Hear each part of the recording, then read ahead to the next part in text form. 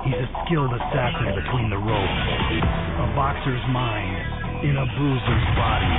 Lennox would have been a challenge and a threat for any heavyweight champion in history. His talent is unquestioned. His life, the subject of constant speculation. He's not gay. They had this thing that he wasn't British. Except when it counts. The undisputed heavyweight. The world's dominant heavyweight began life as a bully, but he met his match at age 17. Tyson just turned into an animal. Lennox became a man on a mission.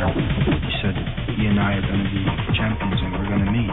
The journey would be the most bizarre in boxing history. He's crying in his corner. I've never seen it. I couldn't believe what I was watching.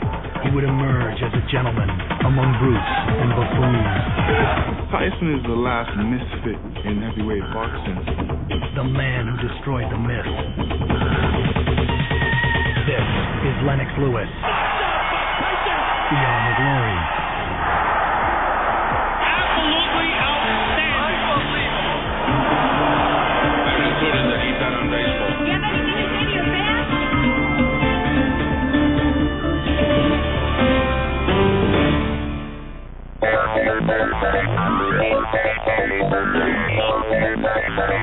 A decade into his professional career, Lennox Lewis seemed to have it all. A championship belt. Heavyweight champion of the world. A heavyweight bank account. A near flawless record. But 31 wins had failed to earn him boxing's greatest reward. Respect. In every era, there's supposed to be like two boxers that's supposed to really meet. Muhammad Ali, Joe Frazier. Me and Riddick Bowe were supposed to meet. Me and Tyson are supposed to meet. These are the boxers in my era. After being ducked by two of boxing's biggest names, Lewis got his shot at greatness. Evander Holyfield had beaten Bowe. He'd beaten Tyson twice. Madison Square Garden, March 24th, 1999. Only 3 men left in the ring. One fight to define a career. Hard right hand by Lewis. Uppercut. Holyfield on the defensive. One chance at a lasting legacy. Kicks it against the rope as Lewis lands the right hand. Lennox dominated one of the legends of the game, only to suffer at the hands of the judges.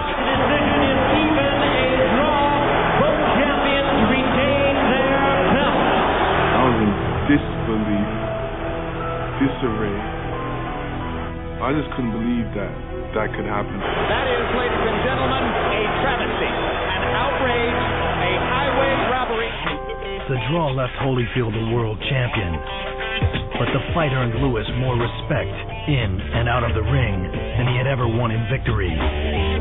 When they ask who the best heavyweight in the world, doesn't matter who's got the belt, they're going to say Lennox Lewis.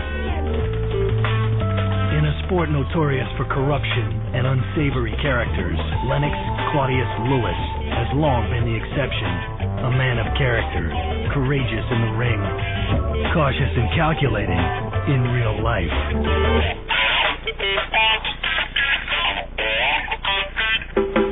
Born in England in 1965, Lennox was a fighter from the very beginning. He was very easy, maybe, to pick a fight, you know? Like if he has a toy and some other kids take it away from him, he like to fight.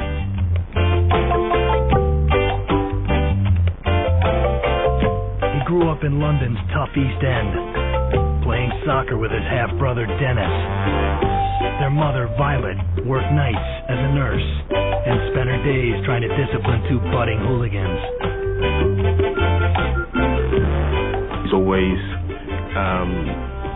worried about her boys. She had issues, but I didn't understand them at that time. Violet had emigrated from Jamaica as a young girl. In London, she had two boys from two failed relationships. Lennox's father was a married man who had lied about his other life. By the time Lennox was 7, the single mom was at her breaking point. She made a very important decision to go to America and look for a better life. She left the boys in London with family to look for work in Chicago. On the advice of a friend, she landed a factory job north of the border in Kitchener, Ontario, outside of Toronto. She sent for her youngest son, but the reunion would be short and painful. The money that I have, it was running out, so I told him that I have to send him back for a little while. It wasn't a situation where I was angry. It was a situation where I was just waiting for her to come back. It was hard, very hard. Today, Lennox is recognized outside the ring as a gentleman, gracious and reserved. As a child from a broken home, he was often violent and angry at the world. For 5 years, little Lennox bounced around English boarding schools, beating up classmates. It was being with a lot of rough kids. If any of the other kids would bother me, I was like the strongest kid. You know, I used to always fight in that sense. By the time Lennox turned 13, his mother had secured enough money to bring him back to Canada. He was a junior high student with a very short fuse. His size and Cockney accent set him apart. They would tease me, and I would get fed up with it. Often there were fisticuffs, and Lennox was usually involved with that sort of thing. He was a schoolyard bully, an outsider, and a loner in desperate need of discipline and attention. I suggested that maybe he should give some thought to joining the Kitchener Police boys boxing club. When I went there, it was more like a fun thing. You know, we got to fight for free with gloves on and try and beat somebody up. The experience would transform him, but it wasn't the boxing. That day, he met the man who would become the greatest influence of his life. I guess I appeared to be a father figure that he wanted, whatever it was, but he stuck to me, and I was very grateful for that. Arnie Beam would start Lennox down the path to glory. Lennox began spending all his time at the gym Beam managed. His mother was wary of her son's newfound passion and new best friend. At first, I didn't like the boxing at all. She wasn't excited with that, or with me, for that matter. He was late coming home, never phoned. So I packed his bag, tell him to go live with Arnie. Arnie bring him back. Beam's influence extended far beyond the gym. Soon, Lennox stopped throwing punches at school and started making friends. His natural athletic ability commanded respect. He was a phenomenal basketball player. He was so big and tall. He was at least 7-8 inches taller than everyone at that same age. He was a running back, and he also played defensive end. You know what? I think if he wanted to be a great hockey player, he could have been one too. But for Lennox, who had spent years fighting and fending for himself, the boxing ring held an intoxicating allure. There was something about it that I liked. It was just you. To become a legend, a boxer must trade punches with the best of his generation. Lennox would face his greatest rival long before pay-per-view, pre-fight brawls, and the promise of millions of dollars. Training with Tyson was interesting. Tyson just turned into an animal. He was quite fierce.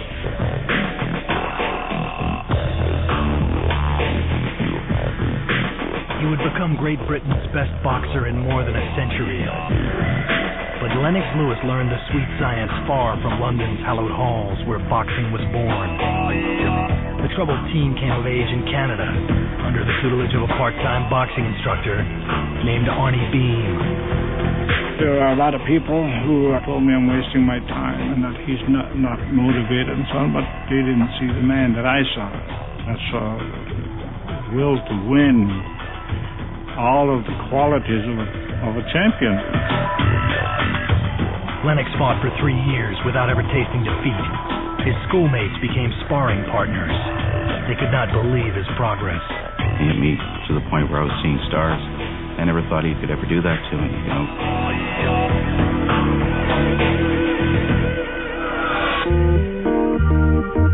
By age 15, he was a Golden Gloves champ, The boxers in his age group were no match for Lennox, so Arnie moved him up in class. His first opponent was an 18-year-old named Donovan Razor Ruddock. That's the first time I fought somebody as big as me. Razor just manhandled him, and that was frustrating to him. The fight was close, but Lennox took the loss. He considered throwing in the towel. He said, I'm not going back. So, okay. The next night he was back in the gym. Boxing had given Lennox a brand new identity. By high school, he was a star athlete. His newfound confidence caught the eye of a cheerleader from a rival school named Marcia Miller. You know, she would be a cheerleader for their side, and then I would score a point or something, she would cheer for me. I really fancied her back then. Marcia became an anchor in his life as he began chasing the dream of every amateur athlete, Olympic gold. By his senior year, Lennox was rated the world's best boxer under the age of 20. But his trainer, Arnie Beam, knew Lennox needed another test. Arnie was trying to get a good sparring partner. We couldn't find anywhere, but we heard about this guy in New York. He couldn't find sparring partners. Legendary trainer Cus D'Amato was touting a 17-year-old street brawler named Mike Tyson. Tyson just turned into an animal. He could throw a hard punch, and he just comes at you, and he's just always throwing punches, trying to knock you out with either hand. Lennox came back to the corner, his nose was bleeding, and I waved him down, and I said, you know, we don't have to go on with this. We can spar again tomorrow. He said, oh no, I know what to do now. It was a lesson that would become a Lennox trademark, adapting to an opponent's style in order to win. By the end of 3 or 4 days of sparring, he had Mike frustrated and under control. And he came back and he had all these pictures, and he said, his trainer, Cus D'Amato, told me that we are going to fight for the world title one day. He and I are going to be champions, and we're going to meet. The sparring sessions in New York had Lennox primed for Los Angeles, site of the '84 Olympic Games. British-born of Jamaican descent, he would fight for his adopted home, Canada. 19-year-old Lennox survived a standing 8-count in his first fight, but he would lose to the eventual gold medalist, American Terrell Biggs. Lennox showed me in that fight that he had more heart than Terrell Biggs. The only thing that pulled Terrell Biggs through that fight was his experience. Even in defeat, Lennox and Arnie had served notice to the heavyweight division. They returned to Canada and were besieged by big money offers from professional boxing promoters. One thing you know about Lennox, he doesn't make any moves without calculating the gains.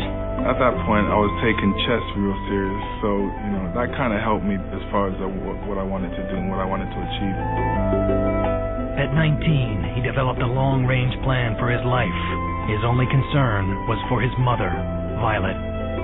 He said, but you need the money. I said, no. And I said, if you want to go to the other Olympic, you have to make it. Don't turn pro. And he didn't. Money was scarce. But we had the determination of, okay, you go there, you win the gold medal, everything will be all right. In 1986, with Arnie at his side, Lennox won gold at the prestigious Commonwealth Games in Great Britain. It was his first trip to London in nearly a decade. He, made it a point of coming to visit and finding where I am. We were blood. Lennox would remain close with his half-brother Dennis to this day. But there would be another reunion on this trip. Lennox sought out his biological father and met him on the streets of London. We spoke for a little while, took a little walk. That was basically it. I said, well, what was it like, Lennox? What was what like? I said, well, you haven't seen your father in 10 years. There had to be some kind of a reaction. Arnie, that man could never be the father to me that you have been. That brought tears to my eyes, you know.